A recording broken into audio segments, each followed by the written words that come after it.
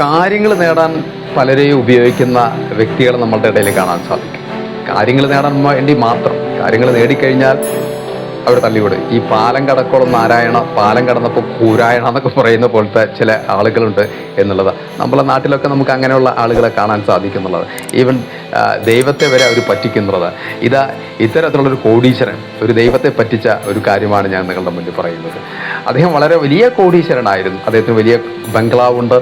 അതുപോലെ തന്നെ അദ്ദേഹത്തിന് സ്വന്തമായ ഒരു ഫാക്ടറി ഉണ്ട്. അദ്ദേഹം അതുപോലെ തന്നെ അദ്ദേഹത്തിന് സ്വന്തമായ കപ്പൽ പോലും ഉണ്ട് എന്നുള്ളതാണ്. അങ്ങനെ അദ്ദേഹം ബിസിനസ് നടത്തിക്കൊണ്ടിരിക്കുന്ന സന്ദർഭത്തിലാണ് കപ്പലിൽ നിറച്ച് ചരക്കുമായിട്ട് വരുന്ന സന്ദർഭത്തിലാണ് വലിയൊരു കൊടുങ്കാറ്റുണ്ടാവുകയാണ് കടലിൽ വെച്ചിട്ട്. കടലിൽ വലിയ കൊടുങ്കാറ്റുണ്ടാവുകയും ആ കപ്പൽ തകർന്നു പോകുമെന്ന ഒരു അന്തരീക്ഷം അവിടെ കടന്നു വരികയാണ്. അപ്പോൾ അദ്ദേഹം അവിടെ വെച്ചിട്ടൊന്ന് പ്രാർത്ഥിച്ചു, ദൈവത്തോട് പ്രാർത്ഥിച്ചു, എൻ്റെ ദൈവമേ, ഈ കപ്പലൊന്നും മുങ്ങാതെ കരയ്ക്ക് അടുപ്പിച്ച് കഴിഞ്ഞാൽ തീർച്ചയായിട്ടും എൻ്റെ ബംഗ്ലാവ് വിറ്റിട്ട് അതിന് കിട്ടുന്ന പൈസ ഞാൻ നിനക്ക് തരാം എന്നാണ്ട് ഒരു വാക്ക് കൊടുക്കുകയാണ്. അത് പ്രാർത്ഥനയുടെ ആ ഒരു വികാരത്തിൽ അദ്ദേഹം പറഞ്ഞു പോയതാണ്. എന്തായാലും കുറച്ച് കഴിഞ്ഞപ്പോൾ അദ്ദേഹത്തിൻ്റെ പ്രാർത്ഥന കേട്ടിട്ടാണോ അത് പ്രകൃതി തന്നെത്താൻ പിന്മാറിയതാണോ എന്നറിയില്ല, ആ ഒരു വലിയ കാറ്റും കോളൊക്കെ അവിടെ ഇല്ലാതായി. അങ്ങനെ വന്നപ്പോൾ അദ്ദേഹത്തിൻ്റെ പിന്നത്തെ ചിന്ത എന്തായി? ദൈവത്തിന് പ്രാർത്ഥിച്ചത് കൊടുക്കണ്ടേ? അതായിരുന്നു അദ്ദേഹത്തിൻ്റെ ചിന്ത. അദ്ദേഹത്തിന് വിഷമമായി. കാരണം ഇങ്ങനെയൊന്നും വേണ്ടിയിരുന്നില്ല. അത് പെട്ടെന്നൊരു നാക്കുപിഴ എന്നൊക്കെ വേണമെങ്കിൽ പറയാം. അങ്ങനെ പറഞ്ഞു പോയതാണ്. നോക്കുമ്പോൾ അദ്ദേഹം ഇങ്ങനെ ചിന്തിച്ചുകൊണ്ടിരിക്കണം ഇനി എന്ത് ചെയ്യാമെന്നുള്ളത്, ഇതിനെ മറികടക്കാനുള്ള എന്തെങ്കിലും വഴികളുണ്ടെന്നുള്ള. അദ്ദേഹം വീട്ടിലെത്തി എന്താ പറയുക, ഈ ബംഗ്ലാവ് വിറ്റിട്ട് അത് കൊടുക്കാന്നല്ലേ പറഞ്ഞിരിക്കുന്നത്, ദൈവത്തിന് കൊടുക്കാന്നല്ലേ പറഞ്ഞിരിക്കുന്നത്. അപ്പോൾ ഇവിടെ ബംഗ്ലാവ് വിൽക്കണമല്ലോ. അങ്ങനെ അദ്ദേഹം എന്ത് ചെയ്തു എന്ന് വെച്ച് കഴിഞ്ഞാൽ, അദ്ദേഹത്തിൻ്റെ മുന്നിൽ, വാക്ക് പാലിക്കാതിരിക്കാൻ പറ്റില്ല, അദ്ദേഹത്തിൻ്റെ വീടിൻ്റെ മുന്നിൽ അദ്ദേഹം ഒരു ബോർഡ് വെക്കുകയാണ്. എന്നിട്ട് അദ്ദേഹം അതിൽ എഴുതിയിരിക്കണം എന്ന് വെച്ച് കഴിഞ്ഞാൽ, ഈ ബംഗ്ലാവ് വിൽക്കപ്പെടും ₹1. ഇത്രയും വലിയൊരു ബംഗ്ലാവ് വിൽക്കുക എന്ന് പറഞ്ഞു കഴിഞ്ഞാൽ അത് ആളുകളൊക്കെ കണ്ട് മൂക്കത്ത് വിരൽ വെച്ച് പോയി.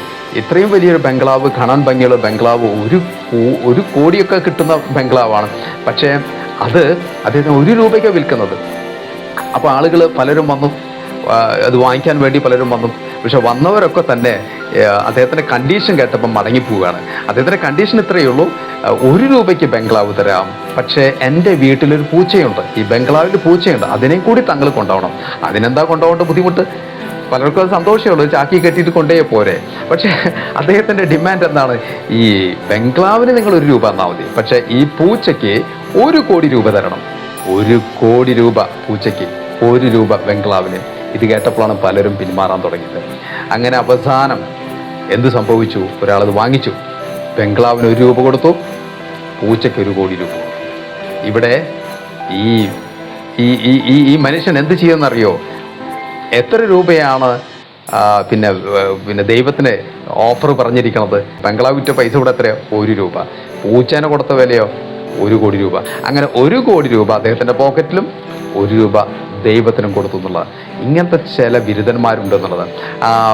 പാലം കടക്കോളം നാരായണ, പാലം കടന്നപ്പോൾ കൂരാണെന്നുള്ളത്. നമ്മൾ മറ്റുള്ളവരെ ആശ്രയിക്കും പല കാര്യത്തിലും, പക്ഷേ കാര്യം നടന്നു കഴിഞ്ഞാൽ പിന്നെ അവരെ തിരിഞ്ഞു നോക്കാത്ത പല ആളുകളെയും നമുക്ക് കണ്ടെത്താൻ സാധിക്കും. നമ്മുടെ സമൂഹത്തിൽ, നമ്മുടെ കുടുംബങ്ങളിൽ തന്നെ ചിലപ്പോൾ കണ്ടെത്താൻ സാധിക്കും, അല്ലെങ്കിൽ നമ്മുടെ ബന്ധുക്കളിലും അയൽപ്പക്കത്തിലൊക്കെ നമുക്ക് കണ്ടെത്താൻ സാധിക്കുന്നുള്ളതാണ്.